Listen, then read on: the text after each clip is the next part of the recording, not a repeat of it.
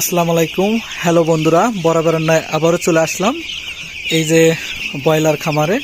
আজকে আমি আপনাদেরকে এমন এক স্পেশাল একটা জিনিস আমি দেখাতে চলছি। আসলে মানুষের জীবন কতটুকু নাটকীয়ের চেয়েও নাটকীয়, আজকে সেই বিষয় নিয়ে আমাদের এই ভিডিওটা। তো আপনারা দেখতে পাচ্ছেন এই যে ব্রয়লার খামারে, অর্থাৎ এখানে যে ভাইয়ের যে খামারটা, আমরা তার জীবনী সম্পর্কে জানবো এবং কেন উনি এই পথে অর্থাৎ আসলো বা এই পথ বেছে নিল, এই বিষয়ে আজকের আমাদের ভিডিও। তো আমরা সরাসরি সেই ভাইয়ের কাছে চলে যাবো। আসসালামু আলাইকুম ভাই। ওয়ালাইকুম আসসালাম ভাই, ভালো আছেন? আলহামদুলিল্লাহ ভাই। তো আপনি কেমন আছেন? জি আছি আলহামদুলিল্লাহ।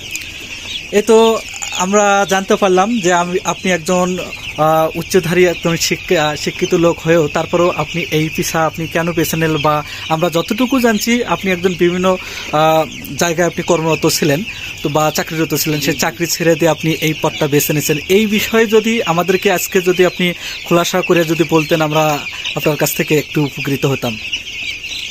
বিষয়টা কি যে চাকরিটা হচ্ছে এটা হলো পরের একটা অধীনে, মানে দাসত্ব দাসত্ব করতে হয়। এখানে আপনার একটা সমস্যা যে আপনার অনেক ধরেন যে বেসরকারি সংস্থা, তো জি জি কাজ করতে হয়, পরিশ্রম দিতে হয় অনেক। আবার হচ্ছে এখানে আপনার যে বেতন পাই, স্যালারি পাই, এটা তো মনে করেন যে আপনার মন কত হয় না। যখন আমি দেখলাম যে না, এই চাকরি মাত্র 30,000 টাকা বা 25,000 টাকা বেতনেই চাকরি করে আগানো যাবে না, আর এর থেকে আমি বলছি না, এখানে আমি বাড়ায় কিছু করা যায়, নিজস্বভাবে কোনো উদ্যোগ গ্রহণ করা যায় কিনা।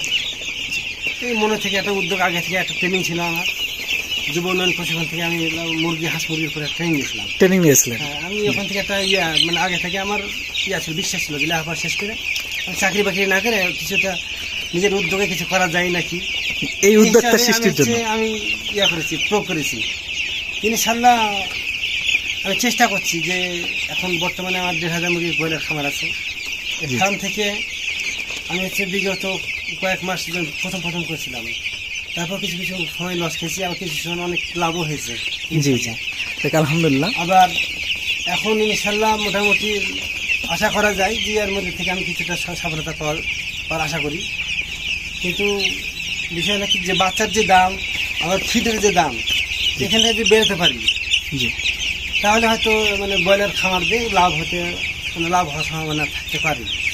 তাছাড়া শুধু ফিড আর মানে বাচ্চার উপর একবারে সমস্ত কোম্পানির উপর নির্ভর করে মানে খুব লাভবান হওয়া যাবে না।